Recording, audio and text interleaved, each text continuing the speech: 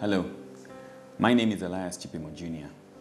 I'm the president of the National Restoration Party. I want to share with you a bold and radical vision of how we can transform this nation working together and make it a centerpiece of excellence for the world to marvel at.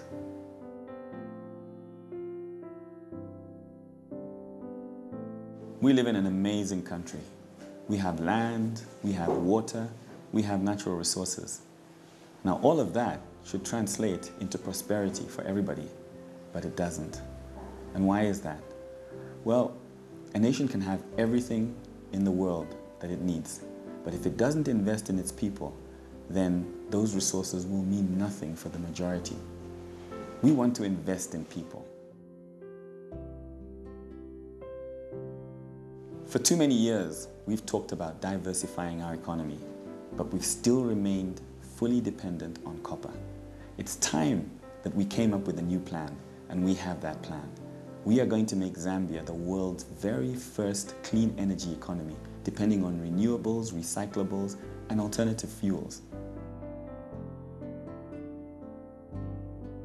What is NAREP's philosophy? What do we believe in? Well, first of all, let me tell you what NAREP stands for. We stand for restoration. That doesn't mean to bring back the past. It means to reintroduce the value system that drove our nationalists to fight for independence. They weren't waiting for an allowance before they undertook the task that we all are thankful for today. And that's the starting point for NAREP. We believe that it's possible to give every Zambian, even in the rural area, an opportunity to own part of a business in the new economy. We want to create industries in the rural communities that will mean that we can produce our own ethanol and blend it with petrol so that we don't depend on importing oil all the time.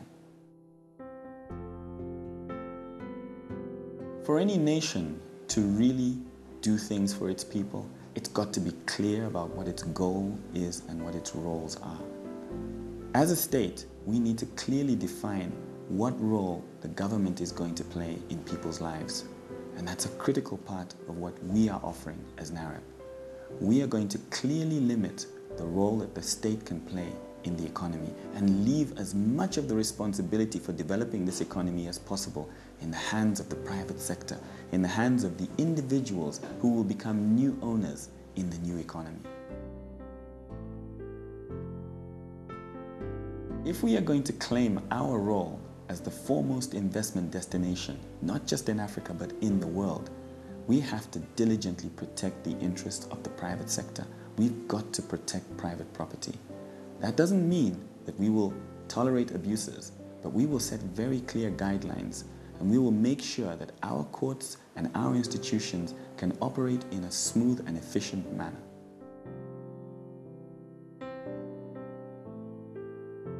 This is our vision. Zambia will be a superpower, leading the world in clean and renewable energy production. We'll be a nation that will open up the vast agricultural potential of this country by setting in place a simple policy that will require every liter of fuel that's pumped into a vehicle to contain a minimum amount of the kind of products that can be produced in Western Province, in Northern Province, in Southern Province, in Eastern Province, all over the country. By doing that, like Brazil, within 10 years, we will be the leading nation providing all of the fuel requirements that not just Zambia needs, but the region can depend on as well. Everything starts with a vision. A nation without a vision will perish. We need to set in place very clear parameters of what we want to achieve and how we want to achieve it. There are three things that are going to be critical for us to achieve this vision. The very first is governance. We need a small, effective, and focused, performance-based cabinet. Each minister will have performance targets that will be published. You will be able to know exactly what your minister should have accomplished at the end of every month. And every 3 months, the president will appear before a press conference in order to answer questions about the performance of his ministers. No longer can we afford to have the excuse that the president's okay, but he's surrounded by people that aren't supporting him. Those performance targets will be critical in achieving the goal of the governance that this nation desperately needs. The second thing that we've got to do is to focus our enterprise into determining exactly how we are going to achieve energy independence. That is a critical path towards getting us to our superpower status. The third thing that we need to focus on is championing a major modernization drive right across the length and breadth of this country. We need to upgrade the urban areas, but we also need to put in place the necessary infrastructure to enable the full potential within our rural communities to be realized.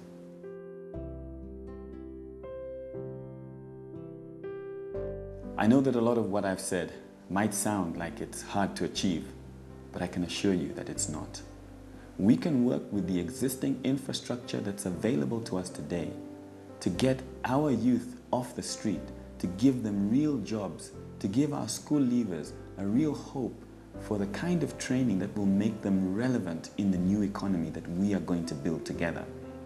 We want to turn the national service training camps, and there's at least one in every single province, into centers that will run 2-year courses for all of the youth that are ready to be responsible in this new economy.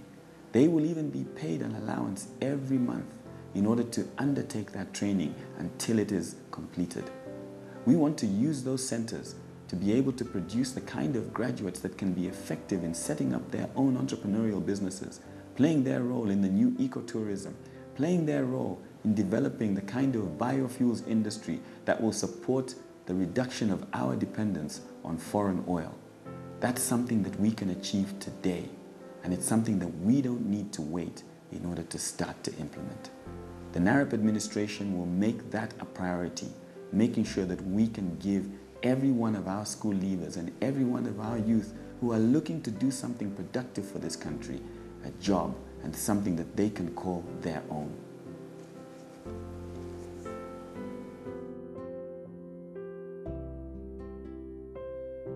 It was Reverend Martin Luther King who said, "There comes a time when a man gets tired of being trampled over by the iron feet of oppression."